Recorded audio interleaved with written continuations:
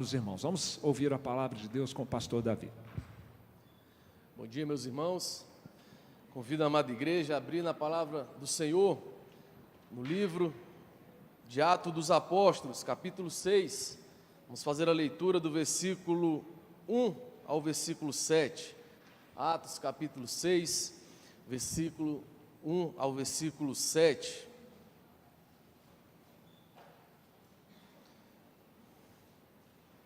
Vou fazer a leitura, os irmãos podem acompanhar com o olhar sobre o texto. Diz assim a palavra do nosso Deus: Ora, naqueles dias, multiplicando-se o número dos discípulos, houve murmuração dos helenistas contra os hebreus, porque as viúvas deles estavam sendo esquecidas na distribuição diária.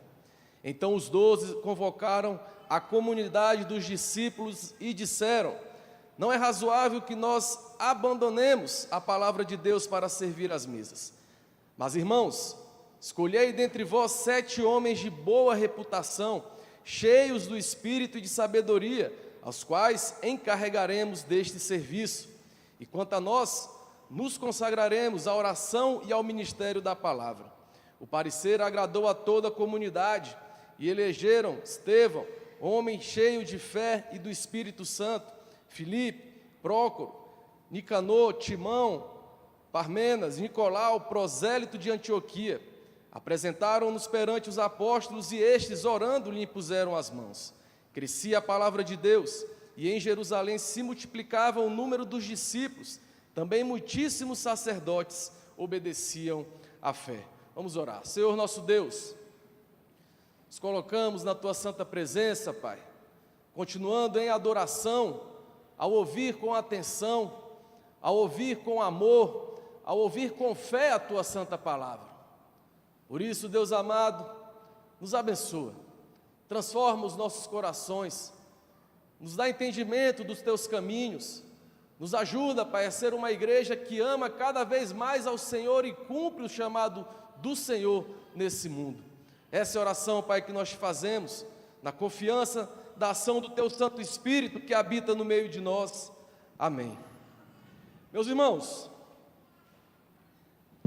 ir a restaurante é coisa boa, né? Todo mundo gosta de sair, de fazer aquela refeição na rua, é um momento de alegria, é um momento, né, que até muda o nosso humor. Se nós começamos a semana um pouco atribulado e a gente vai num restaurante, come uma comida de qualidade, depois você sai até feliz, mais disposto, mais animado, porque comer é bom, comer é uma bênção da parte de Deus. Mas existe assim uma variável que pode tornar essa experiência no restaurante ou excelente ou também traumática.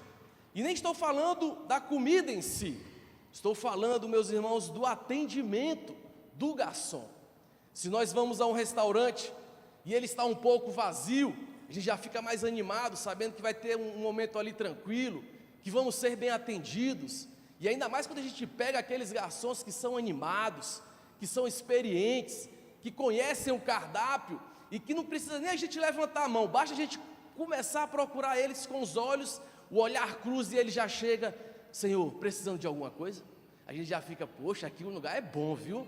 Olha só, pagamos os 10% com alegria. No entanto, meus irmãos, quando nós vamos a restaurantes, e aí já chega, está um pouco lotado, a gente já começa a ficar um pouco aflito.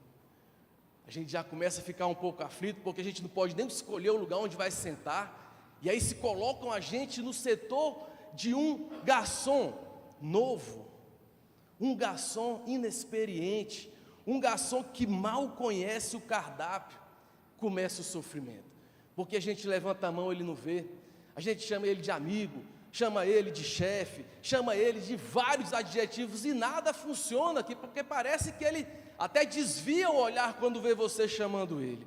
E aí começa a raiva, começa a frustração, começa a decepção, ainda mais quando tem criança no meio, porque os meninos começam a ficar com fome, começam a incomodar, e aí começa aquele caos na mesa.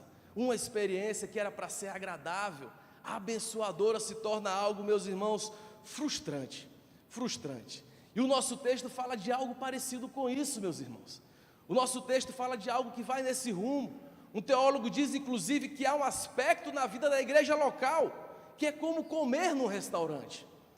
Porque na igreja local existem, meus irmãos, aqueles que servem as mesas, aqueles que são, como nós chamamos, diáconos, servidores à mesa fiéis, que se entregam ao serviço do Senhor, de cuidar das necessidades da igreja local. E se nós queremos então, e se nós percebemos então que ter bons garçons ou não faz toda a diferença numa experiência de um restaurante, para a saúde, né, para o prazer naquele momento, meus irmãos, ter bons diáconos ou ter maus diáconos fará toda a diferença, se nós quisermos experimentar saúde na igreja local. E nós estamos aqui com a Assembleia da Igreja à vista, e um dos motivos dessa Assembleia, eleição de diáconos. E a Constituição da nossa igreja diz lá no artigo 111, que é dever da igreja instruir a respeito das qualidades morais, a respeito do trabalho do oficialato, do diácono, nessas vésperas de Assembleia Extraordinária para a eleição de oficiais. Então nós vamos começar a estudar a respeito desse assunto, não somente nesse domingo, mas em alguns domingos posteriores pela manhã, para preparar a igreja para esse momento tão importante, que é eleger homens que servirão a igreja local, que servirão as mesas locais. Meus irmãos, o tema da nossa mensagem de hoje vai justamente nesse caminho, porque a eleição de oficiais, a eleição de diáconos, nos lembra que Cristo cuida das necessidades do seu povo por meio da diaconia. E grave bem isso, Cristo cuida das necessidades do seu povo por meio da diaconia. E veja aí no versículo 1 que os problemas então surgem. Ora, naqueles dias, multiplicando-se o número dos discípulos, houve murmuração dos helenistas contra os hebreus, porque as viúvas deles estavam sendo esquecidas na distribuição. Lucas então começa o registro falando que, começa aqui, olha só, aumentou o número dos discípulos, e está cada vez mais aumentando, quando nós lembramos do livro de Atos, quando fala ali que, lá no comecinho, em Atos no capítulo 1, 120 pessoas se convertem. Aí depois, um capítulo seguinte, capítulo 2, fala lá que, 3.000 pessoas agora se converteram. E aí depois no capítulo 4, fala já de quase 5.000 pessoas se convertendo. E sempre no capítulo 5, o capítulo anterior nosso, vai falando desse crescimento contínuo do povo de Deus, dessa multidão dos que estão crendo no Senhor Jesus, tanto homens quanto mulheres. E aí um crescimento dessas proporções, meus irmãos, gera problemas, geram dificuldades no meio da igreja, geram dificuldades a serem resolvidas no meio do povo de Deus. Então o livro de Atos começa, inclusive, também a registrar essas dificuldades. Essa não é a primeira. Ele fala lá a respeito das perseguições, das prisões que o povo estava enfrentando, falando a respeito de dificuldades que a gente pode considerar dificuldades mais externas. No capítulo anterior fala sobre dificuldades também internas, quando vai falar sobre o relato de Ananias e Safira, sobre a questão do engano, da hipocrisia, da mentira. E aqui então Lucas começa o nosso capítulo, falando de um burburinho, de um zumbido de abelhas, que estava causando mal-estar entre dois grupos da igreja de Jerusalém. E aí ele vai dizer que esses dois grupos, ele faz esse contraste entre os helênicos e os hebreus, falando ali que os hebreus são aqueles cristãos que já habitavam ali em Jerusalém, de fala hebraica ou aramaico. Os judeus helênicos, os judeus da diáspora, aqueles que tinham sido afastados da região, que moravam distante, e que por causa do Pentecostes tinham se aproximado, e aí se converteram e resolveram ficar no meio do povo de Deus. Meus irmãos, e a crise, eles vão falar aqui, ele vai dizer aqui que essa crise é a distribuição diária. As viúvas helênicas estavam sendo negligenciadas, e a gente sabe como é que era a dificuldade das viúvas naquela época. Elas não trabalhavam, muitas vezes o seu sustento, os seus recursos acabavam, e elas ficavam à mercê de ajuda. E justamente é o que acontece aqui. Elas voltaram, essas viúvas e outros helênicos voltaram para Jerusalém, começaram se converteram, ficaram na região, e aí as necessidades começam a acontecer, no caso aqui das viúvas. E aí, meus irmãos, a gente vê que isso não era um esquecimento proposital da parte dos apóstolos, porque eles que eram os responsáveis por esse serviço.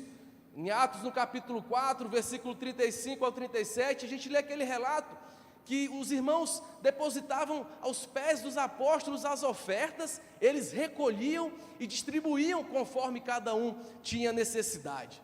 Só que uma coisa é quando tu faz isso para 120 pessoas, outra coisa é quando esse volume de recursos, esse volume de pessoas aumentam, e os problemas também aumentam de maneira proporcional. Meus irmãos, problemas nas igrejas locais é coisa antiga, não é de hoje. Inclusive, igrejas saudáveis sabem lidar de maneira adequada com esses problemas, e assim experimentam do cuidado de Deus com clareza. Nós ouvimos o testemunho do reverendo Ivanil, um problema sério, e que assim a igreja pôde compartilhar, pôde participar e também perceber com clareza Deus atendendo a necessidade dos seus filhos. E meus irmãos, o que nós vemos aqui é justamente isso: Cristo cuidando do seu povo, Cristo atendendo às necessidades do seu povo, necessidades que iam surgindo no meio da igreja, por meio desses homens levantados para servir as mesas. Porque os apóstolos, no versículo 2, começam a dar a solução. Qual seria a solução para esse problema que surgiu? E aí, o versículo 2 diz que eles convocaram a comunidade dos discípulos e disseram: não é razoável que nós abandonemos a palavra de Deus para servir as mesas. Mas, irmãos, escolhei dentre vós 7 homens de boa reputação, cheios do espírito e de sabedoria, os quais encarregaremos deste serviço, e quanto a nós, nos consagraremos à oração e ao ministério da palavra. Meus irmãos, nós sabemos que todos os cristãos são chamados a servir. Ninguém aqui precisa ser lembrado disso, né? Todo mundo sabe que o crente é chamado a servir. Cantamos hoje aqui, temos ouvido falar a respeito daqui. Inclusive, se você não está servindo, você está errado. Temos aí por volta de 70 ministérios na nossa igreja. É serviço que não falta. Então procure um pastor da sua sociedade interna, procure um oficial da igreja, para que você descubra maneiras como você pode servir. E aqui os apóstolos vão falando que, olha, precisa ter mais serviço. Então vamos ver aqui que nós não temos o termo diácono exposto aqui nas línguas originais ou aqui mesmo no português, mas nós temos palavras que apontam para esse serviço. Quando a gente vê no versículo 1 falando de distribuição, no original é diaconia. Quando a gente vê no versículo 2 falando sobre servir, a palavra é diaconei. Quando a gente vê no versículo 4 falando sobre ministério, a palavra também é diaconia. Então, por mais que não tenhamos a palavra diácono, nós temos aqui semanticamente termos que derivam dessa palavra, que vão apontando para esse serviço que é prestado pelo povo de Deus ao Senhor e aos necessitados, à igreja local. A gente vê também que é um trabalho que constantemente é lembrado no meio da igreja, no meio do povo de Deus. Paulo fala a respeito de servos do Senhor, diáconos do Senhor, quando ele diz que as autoridades servem a Deus. Também fala até que o próprio Cristo é diácono do povo de Deus, quando fala que Cristo, lá no capítulo 15 de Romanos, é ministro da circuncisão. Então, apesar de o termo diácono não estar presente, nós podemos aqui então perceber sim um sentido dos apóstolos de designar pessoas separadas, consagradas para servir, para ministrar a igreja, buscando atender necessidades do povo. Essa é a reação dos discípulos, dos apóstolos aqui. Eles se juntam, os 12 apóstolos, juntamente incluindo Matias, e aí eles percebem essa insatisfação do povo, e eles não ignoram essa insatisfação. Eles reconhecem humildemente que, olha, realmente precisamos de ajuda. Nós não vamos dar conta desse serviço sozinho. Não vamos dar conta da oração, do ensino e de servir às mesas, de atender às necessidades do povo de maneira solitária. Precisamos de ajuda. Então eles começam a dar instruções a respeito desse trabalho. É como se os apóstolos aqui estivessem falando: olha, não é razoável que nós venhamos a abandonar a palavra de Deus para diaconar as mesas, para servir as mesas. Antes, na verdade, nós vamos nos consagrar à oração e à diaconia, ao ministério da palavra. Então aqui a gente percebe essas duas funções sendo utilizadas pelos próprios apóstolos: a diaconia, o serviço da oração e do ensino, e também a diaconia do serviço à mesa. E aqui a gente vê então a instituição desse diaconato, quando os apóstolos, eles largam esse fardo de fazer todas as coisas sozinhos e dividem de maneira sábia, para que assim eles consigam potencializar o seu chamado de pregação da palavra, de atendimento às necessidades espirituais relacionadas à proclamação do Evangelho e à oração, deixando 7 homens, com características específicas, com caráter definido no próprio texto, para poder também atender, servir as mesas na igreja local. Esse serviço à mesa, meus irmãos, a gente pode se entender como uma distribuição de recursos, de tempo, de energia, visando cuidar das necessidades gerais do povo. Essa é a razão porque a nossa Constituição fala lá no artigo 53, que o que o diácono tem que fazer? Qual que é então? Ele é o oficial eleito, ordenado pelo conselho para a supervisão de quê? E se dedicar a quê? E aí a nossa Constituição vai designar algumas tarefas dos diáconos: arrecadação de ofertas para fins piedosos, cuidado aos pobres, doentes e inválidos, manutenção da ordem e reverência nos lugares reservados ao serviço divino, ao culto, exercício da fiscalização para que haja boa ordem na casa de Deus e nas suas dependências. Meus irmãos, esse é o trabalho que nós podemos expandir a ideia de servir às mesas, o que significa. Mas infelizmente, servir às mesas tem um sentido pejorativo dos nossos dias. Muitas pessoas acham que é humilhante servir às mesas, enxergam como algo de baixo nível, não enxergam como algo valoroso na presença do nosso Deus. A gente vai ver que é grandeza desse trabalho, a gente pode testificar ela, porque ela não é qualquer homem que pode ser incumbido dessa função. Não é qualquer homem, mesmo que esteja no meio do povo de Deus, que pode ser ordenado para esse ofício. É necessário que seja valorizado, meus irmãos, e tornado importante esse serviço da diaconia. Nós precisamos aprender a amar, nós precisamos aprender a respeitar, meus irmãos, a diaconia da igreja local. Porque é comum o respeito aos presbíteros, é comum o respeito aos presbíteros regentes, aos presbíteros docentes, mas os diáconos sofrem. Os diáconos ouvem desaforos, os diáconos ouvem desrespeitos diversos quando estão servindo às mesas. Muitos não acatam as orientações nos corredores e nos diversos locais da igreja quando é um diácono. E aí, infelizmente, muitas vezes os diáconos chegam: ô pastor, presbítero, fala lá, porque não estão ouvindo a gente. Porque não há essa valorização, não há esse entendimento da importância do ofício do diaconato, meus irmãos. Porque Cristo, nosso Senhor e Salvador, não podemos nos esquecer disso, Ele reina por meio dos ofícios da igreja, e dentre esses ofícios está o diaconato. O Senhor cuida das necessidades do seu povo por meio do diaconato, e nós precisamos ser relembrados disso, e resistir à tentação de duvidar do cuidado do nosso Deus por meio da desqualificação, do desvalor que muitas vezes é dado aos diáconos no meio do povo de Deus. Nós precisamos, meus irmãos, valorizar, amar o diaconato. Isso também vai incluir abandonar a visão de que diaconato é estágio para virar presbítero. Não é o que nós vemos aqui. Nós vemos aqui que, na verdade, ambos estão ladeados, ombro a ombro, dirigindo, liderando a igreja de Deus, um servindo de uma forma por meio da oração e do ensino, o outro servindo de outra forma, atendendo às necessidades da igreja local. Ofícios que se complementam, não ofícios que têm uma gradação, que eu começo como diácono e depois eu vou chegar ao fim e quem sabe viro um presbítero. Precisamos acabar com essa visão, meus irmãos. Precisamos frisar que esse trabalho realizado pela diaconia é um trabalho espiritual.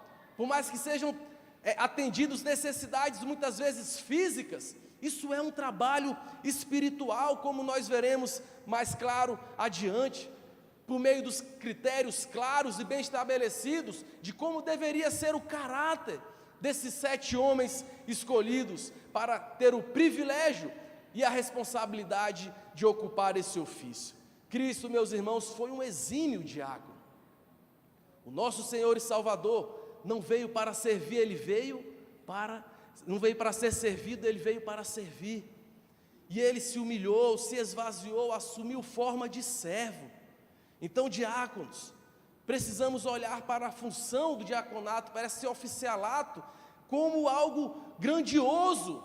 Devemos nos alegrar com o privilégio de sermos indicados, com o privilégio de sermos ordenados a esse ofício grandioso da parte do nosso Deus. Executar o trabalho com alegria, mesmo que muitas vezes não há holofote, porque o que eles estão fazendo muitas vezes por aí, ninguém está vendo. Estão lá botando ordem, estão lá fazendo com que tudo corra com ordem e decência. A gente já chega aqui, está tudo pronto, tudo organizado para que o povo de Deus possa adorar. Muito desse trabalho realizado pela junta diaconal não tem holofote nenhum, meus irmãos, é feito ali nas escondidas, longe dos holofotes. E nós precisamos, meus irmãos, e os diáconos também precisam se alegrar com esse trabalho realizado, de manutenção do culto, de manutenção das ofertas, de recolhimento das ofertas, de cuidado geral das necessidades do povo de Deus, porque é por meio deles que o Senhor Jesus cuida das nossas necessidades. E, meus irmãos, a escolha é feita com critérios bem estabelecidos, com um processo bem estabelecido, é o que nós vemos no nosso texto. Versículo 3 diz que, olha, escolham dentre vós 7 homens de boa reputação, cheios do Espírito e de sabedoria, os quais encarregaremos desse serviço. E aí o parecer agradou a toda a comunidade. E aí ele começa a elencar o nome de todos aqueles que foram eleitos. E no versículo 6 fala, olha, apresentaram-nos perante os apóstolos e estes, orando, lhe impuseram as mãos. Precisamos considerar, meus irmãos, com seriedade, o caráter daqueles que podem ocupar o oficialato da diaconia. 7 homens, homens de Deus, javalis do Senhor, varões do Senhor, de boa reputação, respeitáveis, conhecidos pela sua conduta publicamente, conhecidos pelo seu caráter, conhecidos pela sua piedade, cheios do Espírito Santo, maduros na fé, cheios de sabedoria, porque afinal de contas, meus irmãos, os diáconos necessitam ser pessoas controladas pelo Espírito de Deus, em vez de serem controlados pela sua carne, pelos seus impulsos pecaminosos. Eles precisam dessas características para que eles consigam executar de forma abençoada esse ofício que o Senhor os chamou. Ninguém está dizendo aqui que eles precisam ser perfeitos, mas eles precisam carregar sim, precisam ser notório na vida de cada um deles, esses itens aqui elencados pelo nosso registro de Lucas. Essas características, meus irmãos, apontam também para alguém que prioriza Deus acima dos homens, e a eternidade acima das coisas seculares, das coisas materiais, mesmo que eles estejam atendendo a necessidades físicas do povo de Deus, porque mesmo, como nós já vimos, diaconia é um exercício espiritual, é uma atividade espiritual, meus irmãos, é um chamado espiritual.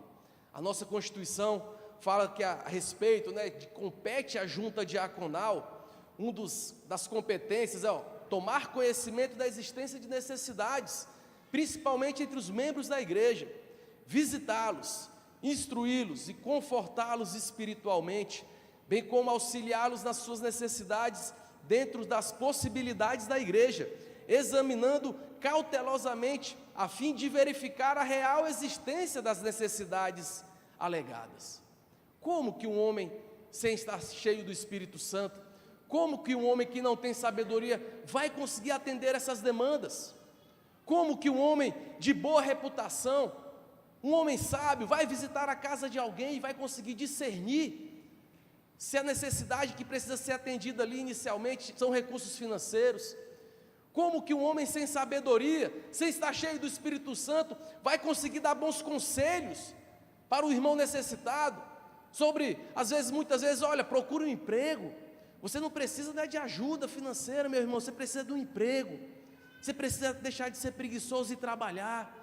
Como que vai haver discernimento para lidar com os diversos dilemas, as diversas necessidades que o povo de Deus enfrenta, se o homem não tiver uma boa reputação, se o homem não for cheio do Espírito, se o homem não for cheio de sabedoria, para admoestar, para encorajar, para aconselhar, para atender aos irmãos em necessidade. Essa é a importância do que, porque aqui é elencado essas características, e depois Paulo, na sua carta a Timóteo, vai dar mais detalhes a respeito de cada uma dessas características. Meus irmãos, os apóstolos também falam do envolvimento da igreja na escolha de cada um desses 7 homens. Eles se juntam a partir da convocação dos apóstolos, e aqui nós temos o fundamento do porquê nós fazemos as coisas como fazemos na igreja presbiteriana, na forma de governo presbiteriano, porque toda a congregação deve participar, deve estar envolvida na solução dos problemas da igreja, e uma delas é elegendo homens para ocuparem cargos, para que assim dirijam, para que assim liderem, para que assim governem o povo de Deus. E meus irmãos, como estamos fazendo aqui, por meio de instruções, por meio de detalhes a respeito de como deve ser o bom andamento da Assembleia, para que sejam indicados oficiais que venham a servir no diaconato da igreja. E a resposta dos discípulos ao chamado dos apóstolos foi eleger homens baseado naquelas características elencadas por eles, naquelas características exigidas por cada um deles. E aí eles elegem ainda homens com nomes gregos, mostrando aqui como, por mais que a igreja fosse de maioria hebraica, eles estavam preocupados com as soluções dos problemas, eles não estavam com vaidade de, não, então vamos colocar os nossos interesses aqui e eleger pelo menos aqui algum hebreu. Não, beleza, se as demandas são dos helênicos, vamos eleger helênicos, para que eles cuidem das viúvas deles, mas que também eles cuidem das nossas viúvas. Um teólogo diz que, ao que parece, os judeus de cultura hebraica na igreja valorizavam tanto a unidade, que se curvavam para cuidar de suas irmãs de cultura grega, até o ponto de confiarem as suas viúvas a esses irmãos da cultura grega. Em seguida, nós lemos aí que há a cerimônia da imposição de mãos por parte dos apóstolos, um procedimento que era comum na igreja do Antigo Testamento. A gente lembra daquela imposição de mãos de Moisés com Josué, quando ele vai passar ali a liderança para Josué, e aí a gente vê que por meio desse ato, os apóstolos estavam ali designando oficialmente esses diáconos para esse serviço de liderança na igreja local. Meus irmãos, vejam como é sério indicações que precisam ser feitas para o oficialato da diaconia na igreja, indicações que precisam ser biblicamente orientadas. Servir a mesa não é um trabalho para qualquer um. Existem critérios bem estabelecidos, não é uma escolha pessoal do meu gosto. Não é porque eu gosto de fulano que eu vou indicar ele. Não é porque eu acho fulano gente boa. Não é porque eu acho fulano, olha, até engraçado ali, um cara legal, que eu vou indicar ele. Não é porque ele é meu parente que eu vou indicar ele. Existem critérios bem claros estabelecidos na palavra de Deus para que um homem seja indicado e assuma esse oficialato da diaconia. Precisa conhecer, meus irmãos, o caráter daqueles que você está indicando. Você precisa conhecer para saber se ele é cheio do Espírito Santo, se ele é cheio de sabedoria, porque igrejas, meus irmãos, sofrem. Igrejas sofrem quando a sua liderança não é definida pelos critérios bíblicos, quando a sua liderança é definida por critérios pessoais, critérios humanos e não pela revelação estabelecida na palavra de Deus. Por isso então, homens, se você for indicado e você reconhece que não se enquadra nesses requisitos, recuse a indicação. Recuse a indicação. Aguarde uma nova oportunidade. Aguarde um crescimento espiritual para que você se torne mais maduro, para que você realmente se torne alguém cheio do Espírito, cheio de sabedoria. Vá se preparando para uma nova oportunidade de indicação, mas não vá aceitar, não vá se colocar numa condição para exercer um papel, para exercer um ofício do qual você não está preparado, por meio do qual vai ser um peso para a sua vida, e depois você vai ficar desanimado no decorrer do seu mandato, você vai ficar desanimado, vai ficar frustrado. Por quê? Porque você não se enquadrava muitas vezes nesses critérios estabelecidos pela palavra de Deus, e você foi lá e aceitou, de gaiato, só porque indicaram o seu nome. Então todo cuidado, meus irmãos, é pouco. Assim como a experiência num restaurante, de ser atendido por alguém que vai servir a nossa mesa, faz toda a diferença, as qualidades do garçom. Da mesma forma, servir as mesas do povo de Deus fará toda a qualidade, fará toda a diferença, as qualidades, as características, o caráter de quem será esse diácono, de quem será esse diácono. Na igreja, a assembleia, guiada pela palavra de Deus, escolhendo homens que se enquadram nesses requisitos, experimentam do cuidado de Cristo, as necessidades do povo de Deus. O teólogo diz que não podemos jamais subestimar a importância de termos pessoas cheias do Espírito para servir no ofício diaconal.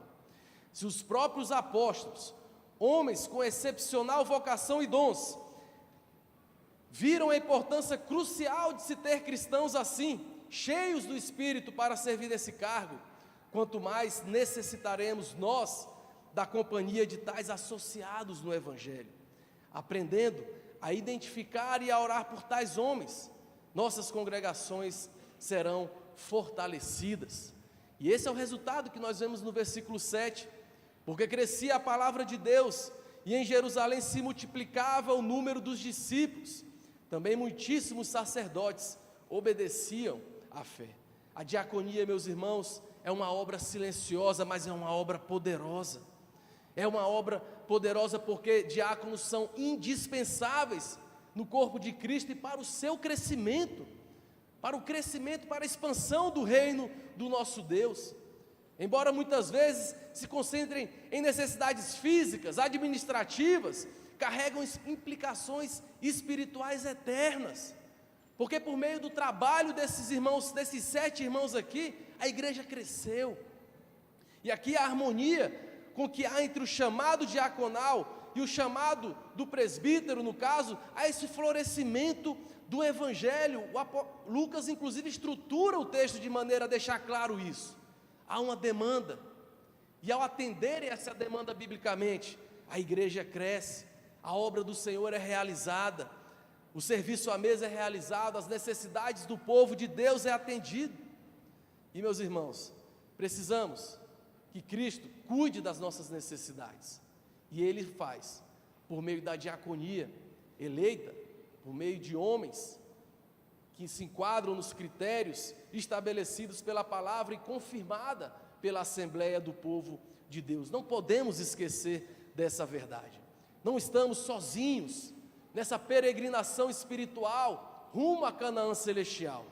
O nosso Jesus reina e governa o seu povo por meio dos seus oficiais, e quando escolhidos de maneira submissa à palavra de Deus, são grande fonte de cuidado, grande fonte de conforto, proteção, grande fonte de bênção para a igreja do Senhor, porque problemas vão sempre surgir, mas nós podemos confiar que Cristo cuida das necessidades do seu povo por meio dos nossos diáconos. Amém?